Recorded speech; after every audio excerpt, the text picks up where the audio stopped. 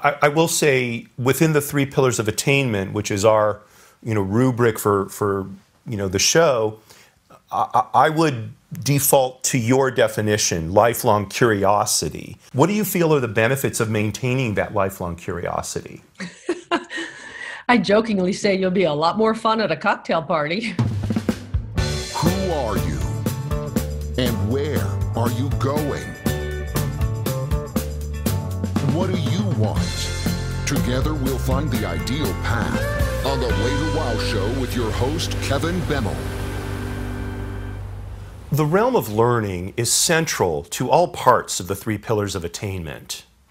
But I think it's kind of hard to figure out, what is this thing, lifelong learning? It's almost a buzzword. We have to keep our skills up to stay competitive in the job market. But I think it really needs to go beyond that. My guest today, Deborah Albert, who's coached many, many senior leaders in this realm, is going to help you figure it out. But first, Philip Lee's going to make us a cocktail.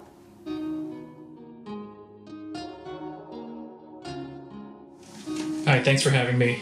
Today we're going to be making a Floridora cocktail. It's a cocktail named after a popular Broadway musical at the turn of the century, in the early 1900s. The cocktail is a gin cocktail. So we're going to start off with 1.5 ounces of gin here.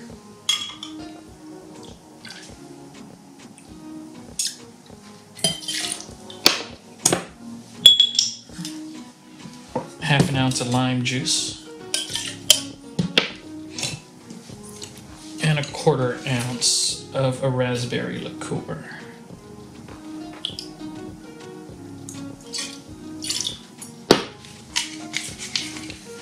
Add some ice.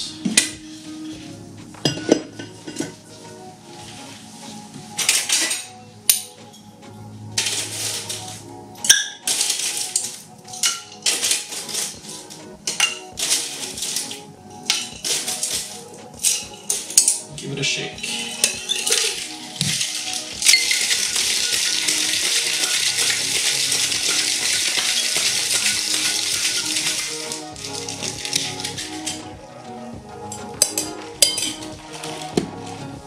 Fill up our highball here with some more ice.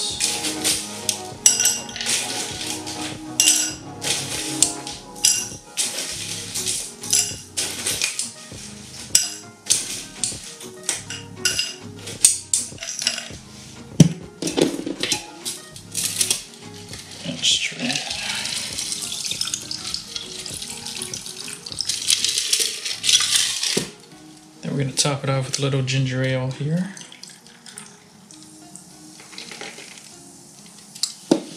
And I like to add a little lime twist to it because I feel like the lime oils really help everything out. And there you go, Kevin. Oh, thank you, Philip. Every time I hear Floridora, I think of the show On the Town. Oh, Floridora, girl. yeah. Can't wait to try it. Cheers. Thanks so much. Of course.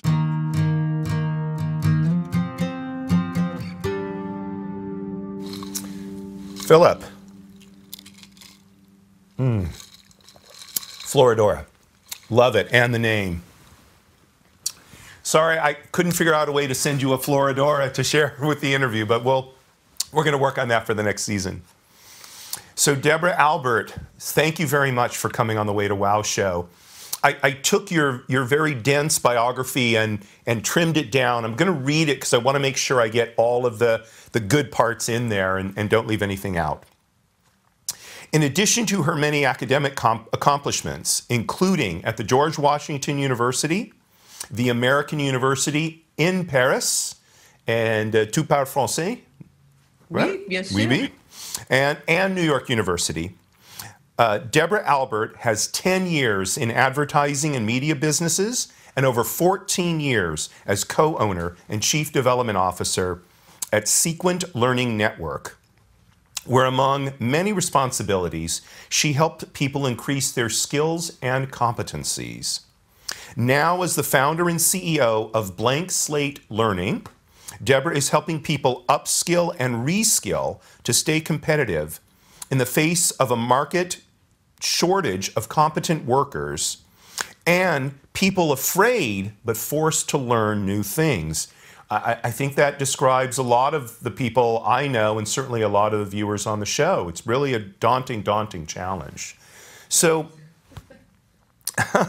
so my first question, Deborah, is what got you moving from, media and advertising into really, what we're talking about today, which is this realm of learning, lifelong learning? How did you make that transition? What was the impetus, et cetera? Okay, so the short story is that I had always been in advertising and then market research.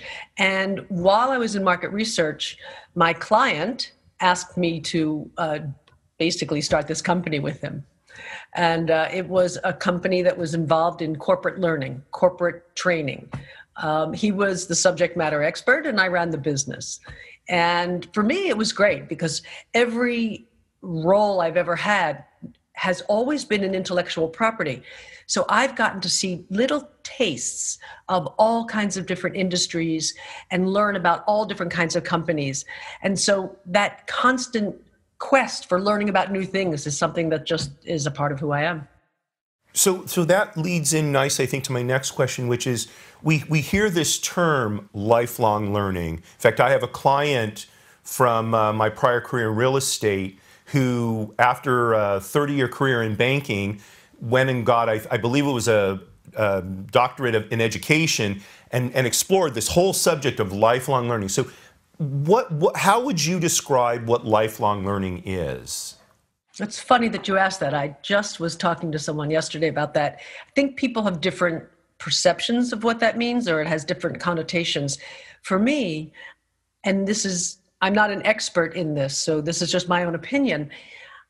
Lifelong learning is about curiosity and wanting to grow. It's become really kind of a buzzword in the last 5 years or so, especially because of what's happening in the economy. And I'm talking pre-COVID. I mean, just the whole economy has been such that people are getting pushed out of their roles. AARP says that ageism in the workplace starts at 40. And that was a couple of years ago. There's more data to show that it's actually in certain industries as early as 36. And what's happening is we're living longer, we're living healthier lives. Clearly, it's not like 50 years ago even, when people wanted to retire at 65 and just, sit and watch television. People want to be engaged in the world, and the economy is such that so many people need to keep earning a living. So for me, lifelong learning is about curiosity and about wanting to keep learning and growing. But I think that a lot of other people use it a lot to mean constantly upskilling, constantly revamping your skills and your knowledge so that you can stay competitive in the world of work. So I will say, within the 3 pillars of attainment, which is our rubric for the show, I would default to your definition, lifelong curiosity, because I think learning should be more than just knowing what you need to know for your work or to get that that next step on the professional ladder. So, we were just talking about curiosity. Besides how it can help us stay more competitive in the professional world or in the work world, what are the benefits of this lifelong curiosity? Maybe we'll call it, so that we make sure we're being more precise. What do you feel are the benefits of maintaining that lifelong curiosity? I jokingly say you'll be a lot more fun at a cocktail party. I'll drink to that. Hey, I actually, even though you didn't send me one, I have my water right here. Oh, okay.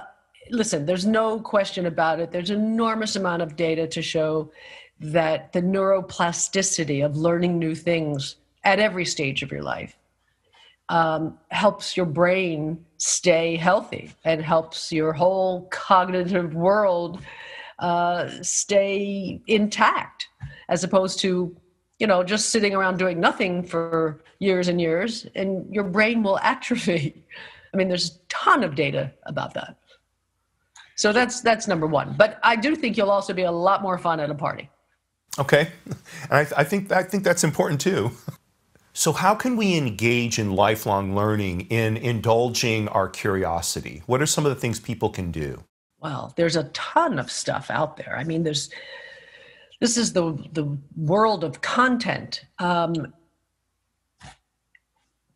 let me answer it this way. I think people who are, I will call them digital immigrants or non-digital natives, or let's just say people who aren't as technologically savvy. I like to say people who didn't grow up with a cell phone in their pockets. They're in a slightly different position. The people who are technologically savvy, who know how to attain knowledge and information using technology, I mean, just Googling stuff, for example, I don't think there's going to be a problem there because they've grown up with it. They know exactly how to satisfy whatever curiosity they have. But people who didn't grow up with it are often very intimidated by it.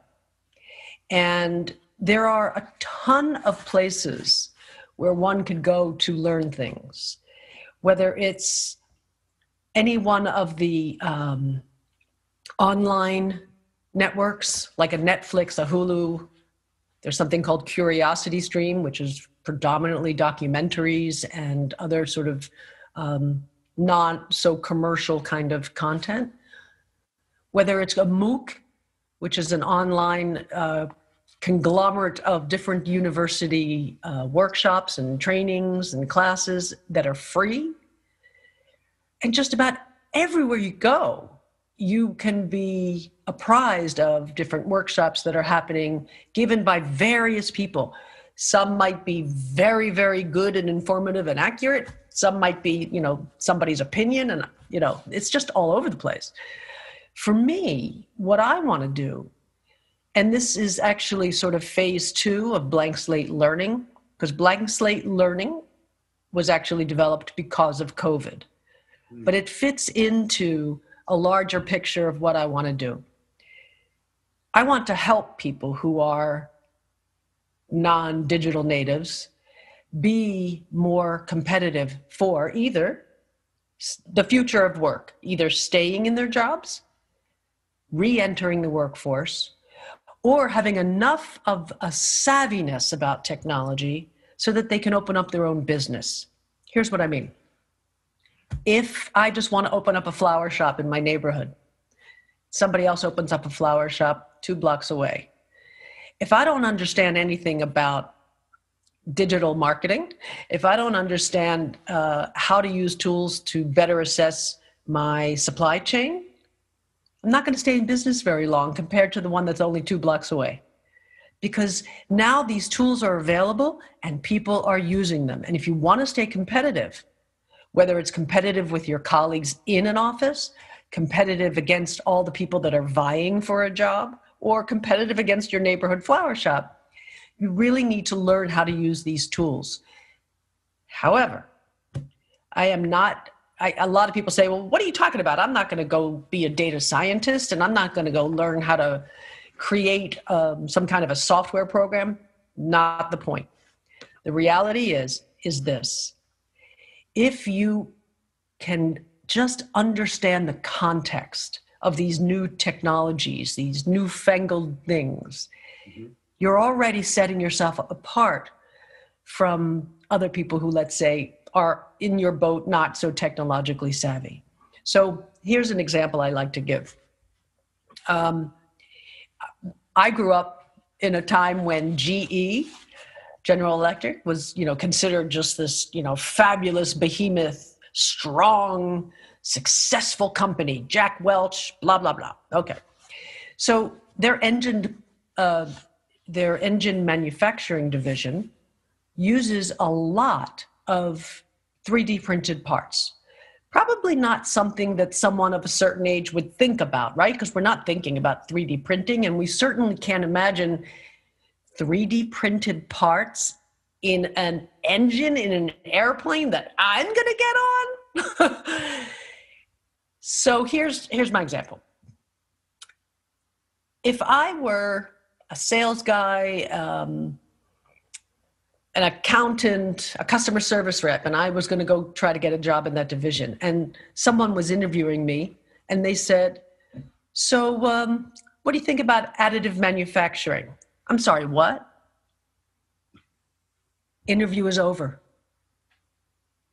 The way I would answer that question is I would just look up to the heavens and say, oh, I love 3D printing. I'm fascinated by it. About 8 years ago, I was at a medical equipment conference and I held a 3D printed spleen in my hand. It blew me away.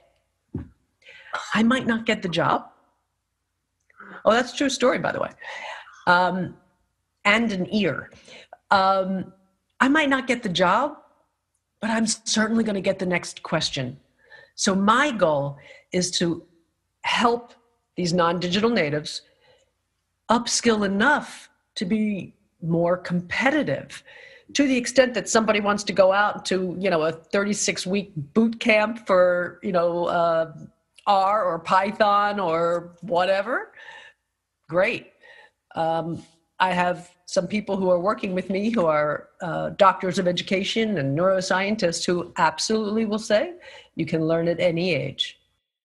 So one of the hurdles that we don't think of it as being a hurdle is something you mentioned a couple minutes ago, and that is there is so much out there.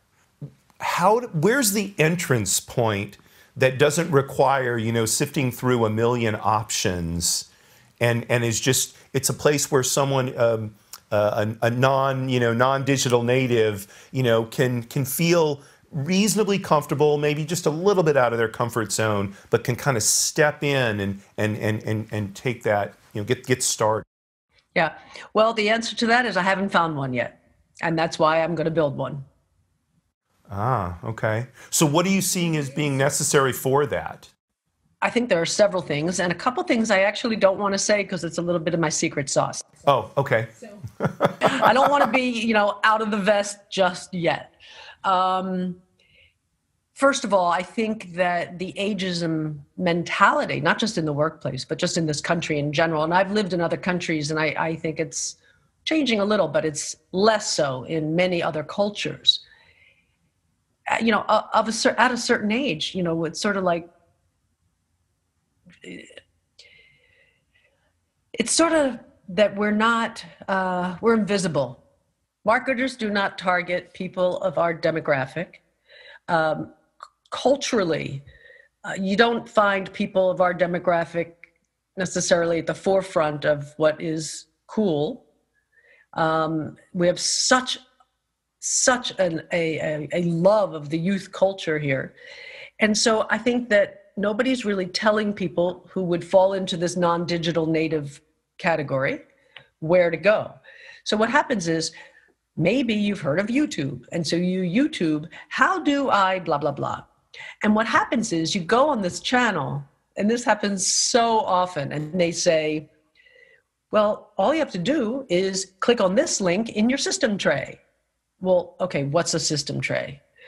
And many people who have read the documentation for software programs or apps, or gone into some help support forum online, they speak to someone who has some kind of knowledge. I didn't know what a system tray was, and it took me 40 minutes to figure it out after I Googled it. So there's a different way of educating people, part of which is just taking your time. So, Deborah, before we wrap things up, just tell us real quickly about what Blank Slate Learning is and is about. Okay, Blank Slate Learning was actually born out of the coronavirus, really, because all the people who are around me who are educators know that you can't just take your classroom and put it online and expect that to be really good educating. So we have a bunch of experts who are creating excellence in online, hybrid, and concurrent educating. Because if we educate our educators to be better at this new way of teaching, then that is going to have a huge impact to an awful lot of people in our communities. And it's a subset of the sort of bigger picture of upskilling. Well, unfortunately, Deborah, we're out of time, but I really appreciate you coming on the Way to Wow show and helping us explore better the idea of lifelong learning, of learning as a realm in our life. And you sent me a thing for our collage, Blank Slate Learning. I'm going to put this up here. Let's see, I think we'll put it right there.